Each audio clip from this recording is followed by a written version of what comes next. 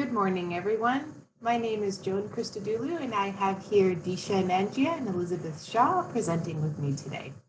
Specifically, we'll be reporting on a project of ours that tests an educational visual aid aimed at increasing PrEP knowledge and adherence among at-risk youth. 13 to 24-year-olds are disproportionately affected by HIV, as they account for 21% of new diagnoses in the US. Further, among the estimated 50,000 youth who are currently living with HIV, only 56% are aware that they have the virus. Despite the promising potential of reducing HIV acquisition with PrEP, uptake and adherence is challenging, especially for youth. Applying cognitive theories based on multisensory learning and positive framing offers the potential to address some of these barriers, including a lack of knowledge about PrEP. Our current specific aims are to increase knowledge and assess preferences for PrEP, including PrEP, PrEP 211 or daily PrEP, PrEP 211, and PEP.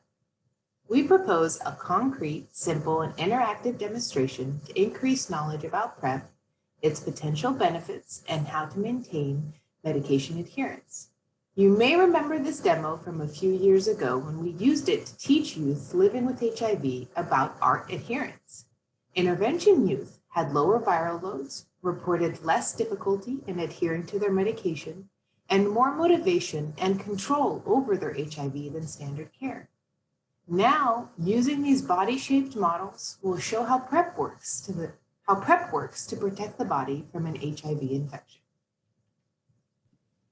In this study, 150 at-risk youth were recruited from the ongoing ATN CARE studies. ATN CARES defines at-risk of HIV based on multiple factors, including sexual, gender, and racial ethnic minority status, lifetime histories of homelessness and incarceration, and recent high-risk sexual and substance use behaviors.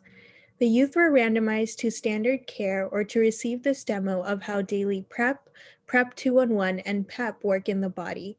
Using online surveys, we assessed the youth's preferences as well as their perceptions and behaviors. Just 1 week into data collection, the first stay-at-home order was issued in Los Angeles, so this demo went virtual. Here is a brief version of the 211 demo the participants saw as a part of the active visualization intervention.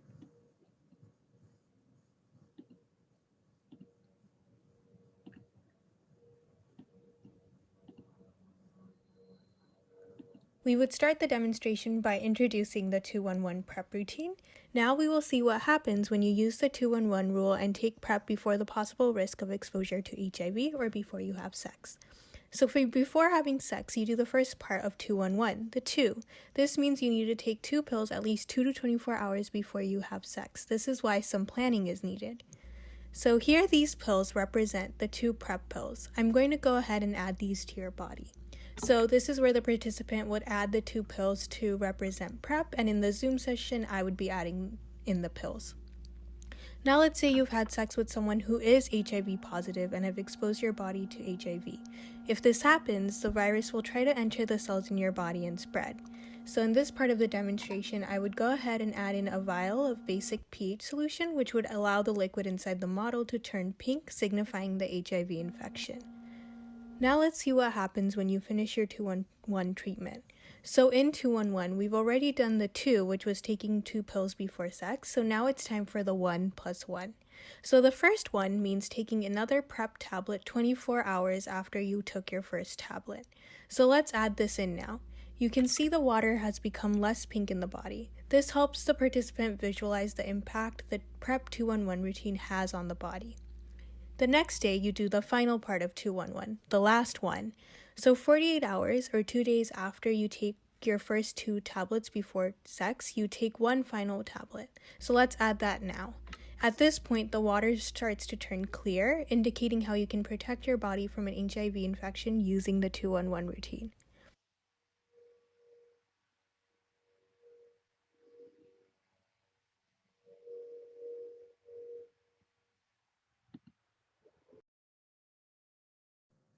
Thank you, Disha. So participants were on average 22 years old, and the majority self-identified as Latinx, male, and homosexual. About 23% were working full-time at baseline, and about 28% reported working part-time. At baseline, 20 participants were currently taking PrEP, and 14 of the 20 reported taking it as prescribed. Understanding about daily PrEP was similar across the groups, with 93% of participants understanding that PrEP protects against HIV and 82% understanding that missing pills was a problem. However, only 18 of the 150 participants could tell you what PrEP 211 was. Most participants could tell you what PEP was, and about half reported the correct time frame for taking PrEP. After completing the demo, participants had a chance to describe their reactions, and we included some here that captured the trends well.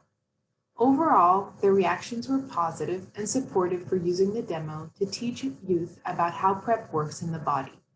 Almost all intervention youth, all but 3, answered all of the knowledge questions correctly, and all reported the demo being helpful, feasible, and that it should be a part of clinical care.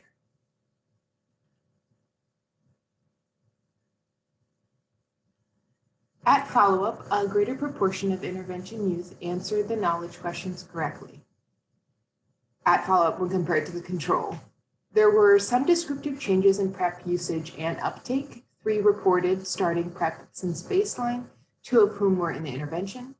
4 reported losing access to PrEP during the pandemic, and another 8 reported not needing it anymore. The majority of youth still prefer to take PrEP daily, but about 10% reported preferring 211 as it fit their lifestyles better. When assessing mental health and well-being, participants reported experiencing positive feelings 3 to 4 times per week, even during the initial shelter in place. Participants scored lower on the specific dimensions of mental health related to feelings about how good other people are and about trust in how society is currently working.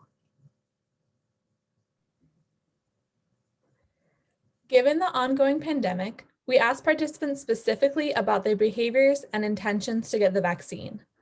Most participants reported engaging in prevention practices, such as wearing face masks, washing hands, and remaining 6 feet apart. However, fewer reported keeping their social circles to their household or only leaving their homes for essential activities. When asked about their intentions, 35% of participants in the study reported that they do not intend to get the vaccine. Reasons given were wanting to see what happens to others first, concerns regarding safety and side effects, and a general mistrust of vaccines. All participants were asked about mistrust, and a substantial proportion reported not trusting vaccine information coming from the government or their personal doctor, as well as not trusting COVID-19 information coming from the CDC, FDA, or the WHO. This mistrust was found to be associated with the non-intention to get the vaccine, with participants reporting non-intention having a higher percentage of mistrust in every category. Limitations of the current study include lower follow-up rates. The originally interactive nature of the demo was also limited virtually. In person, the participant had a chance to place the medicine or PrEP tablets into the body, allowing them to practice adherence and engage in multisensory learning. However, the visual nature of the demo was preserved, even via Zoom, and the participants responded positively and remembered the information a few months later. Measuring uptake and/or adherence to PrEP was confounded due to the limitations of the pandemic, which included both issues of access to care and a decrease of risky sexual behavior.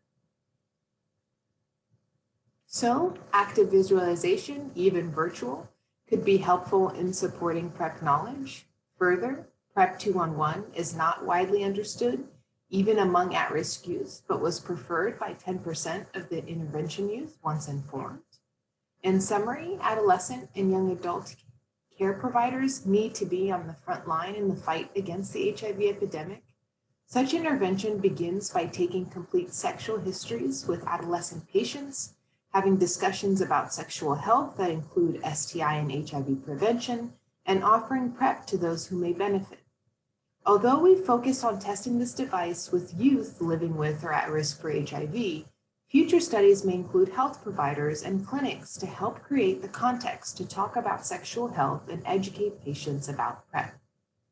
Approximately half of the participants in our sample reported that they do not frequently limit their contact to those within their household or leave home only for essential activities.